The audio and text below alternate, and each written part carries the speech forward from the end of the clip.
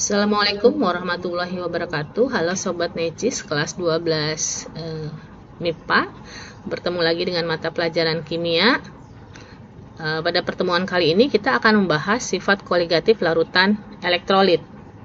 Pada pertemuan sebelumnya telah dibahas bahwa sifat koligatif itu hanya bergantung kepada jumlah partikel terlarut di dalamnya dan tidak bergantung pada jenis zat yang terkandung di dalam larutan.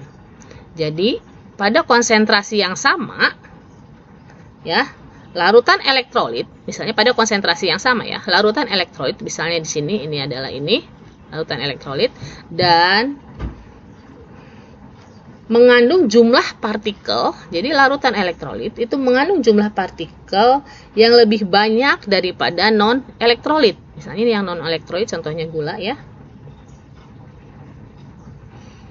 Hal ini disebabkan karena di dalam larutan elektrolit, zat terlarut itu akan terionisasi.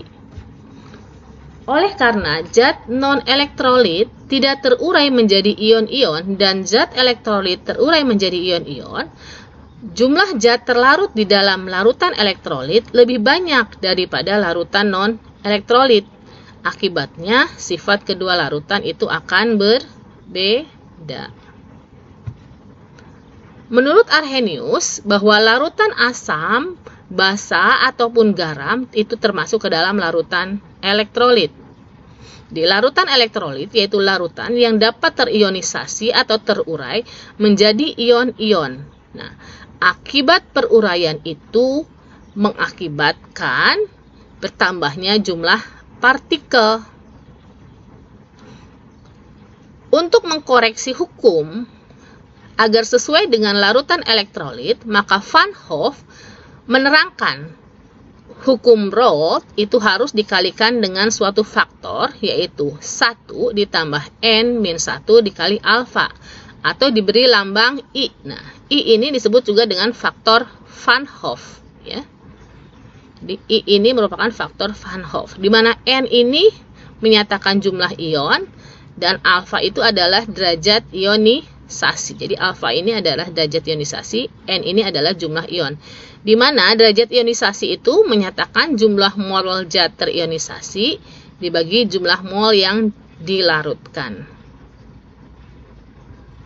Nah, kita bahas lebih mendalam tentang bagaimana hubungan harga I atau faktor Van Hoff dengan derajat ionisasi itu sebagai berikut. Jadi I faktor Van Hoff itu sama dengan 1 ditambah N-1 dikali alfa. Nah, lalu bagaimana jadi rumus sifat koligatif larutan elektrolit? Jadi kita tambahkan faktor Van Hoff ke dalam rumus yang kemarin sudah kita bahas. Jadi untuk penurunan tekanan uap, delta P sama dengan P0 kali XT dikali I. Nah, ini kita masukkan faktor Van Hoff untuk larutan elektrolit. Begitu pula untuk delta TB, M kali KB kali I. Delta TF itu sama dengan M kali KF kali I. Dan tekanan osmosis M kali R kali T kali I. Nah, tadi kan N itu menyatakan jumlah ion. Bagaimana ini mencari jumlah ion? Misalnya ini ya, CaCl2. Itu akan terionisasi menjadi 1 ion Ca2+ dan 2 ion Cl-. Maka jumlah ionnya, N-nya sama dengan 3. KCl terionisasi menjadi 1 ion K+ dan 1 ion Cl-. Maka jumlah ionnya adalah 2. FeCl3 terionisasi menjadi Fe3+ dan 3 Cl-. Jumlah ionnya 4. Itu untuk mencari jumlah ion. Sekarang bagaimana dengan derajat ionisasi? Jadi derajat ionisasi itu kan mol zat terurai dibagi mol zat mula-mula kan tadi kan? Nah, harga derajat ionisasi itu berada di antara 0 sampai dengan 1.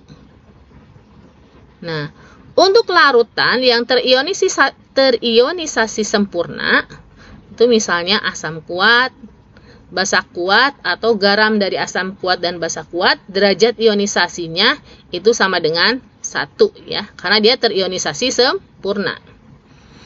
Nah, ini perlu diketahui bahwa untuk larutan yang terionisasi sempurna, maka derajat ionisasi itu akan sama dengan jumlah ionnya. Jadi untuk larutan terionisasi sempurna, jadi kalau misalnya di dalam soal larutan terionisasi sempurna, maka otomatis kalau terionisasi sempurna, alfanya itu adalah 1. Maka alfanya itu 1, maka biasanya I-nya itu akan sama dengan N-nya untuk larutan yang terionisasi sempurna. Contoh ya, ini kan CaCl2, N-nya itu sama dengan 3 kan, ini kan CaCl2, N-nya 3. Kita cari faktor Van Hoff-nya. Jadi faktor Van Hoff-nya kan rumusnya I sama dengan 1 ditambah N-1 dikali alfa. Nah, sama dengan 1 ditambah N-nya 3 kurangi 1 dikali 1, derajat ionisasinya 1. Maka sama dengan 1 ditambah 2 sama dengan 3. Nah, dari sini untuk larutan yang terionisasi sempurna, maka nilai I-nya, ini kan I-nya 3, I itu akan sama dengan N. Akan sama dengan jumlah ionnya. Ini untuk memudahkan kalian saja untuk menghitungnya.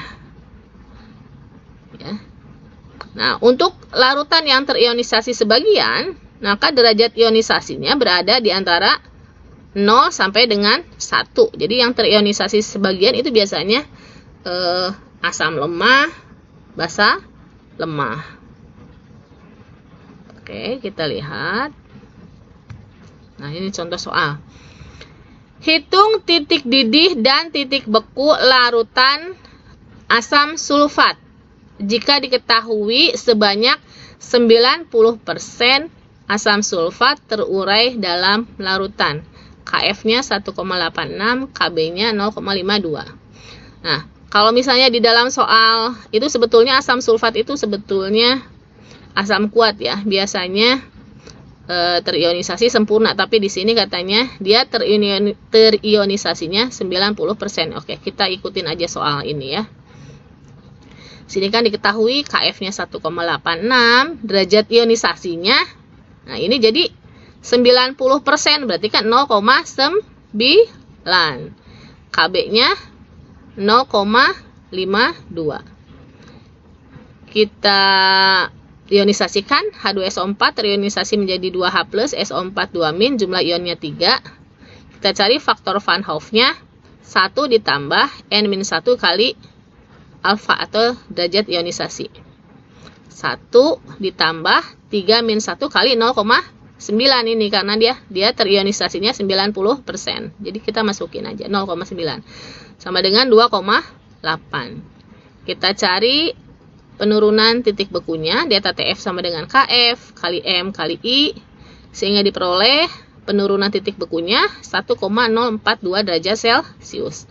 Jadi titik beku larutannya adalah 0 dikurangi 1,042, berarti minus 1,042 derajat Celcius. Untuk kenaikan titik didihnya, delta TB sama dengan KB kali M kali I. KB-nya 0,52, molalitasnya 0,2 ya. Kali faktor Van Hoff-nya 2,8. Jadi sama dengan 0,29 derajat Celcius. Jadi titik didih larutannya adalah 100 ditambah 0,29 sama dengan 100,29 derajat Celcius. Nah, sekarang ini penerapan sifat koligatif larutan dalam kehidupan sehari-hari. Misalnya dengan menambahkan zat anti beku pada radiator mobil, mencairkan salju di jalan raya, membuat es puter, dan membuat obat tetes mata. Jadi biasanya obat tetes mata itu memiliki tekanan osmosis yang sama dengan air mata kita. Nah, Nah, untuk lebih paham tentang sifat koligatif larutan elektrolit, coba tolong dikerjakan latihan ya. Latihan 1.6 halaman 25 Erlangga nomor 1, 4, 5, dan 12. Jika ada yang tidak dimengerti, dengan senang hati kalian bisa bertanya via WA atau telepon ke nomor telepon yang sudah kalian ketahui. Assalamualaikum warahmatullahi wabarakatuh. Selamat bekerja. Assalamualaikum.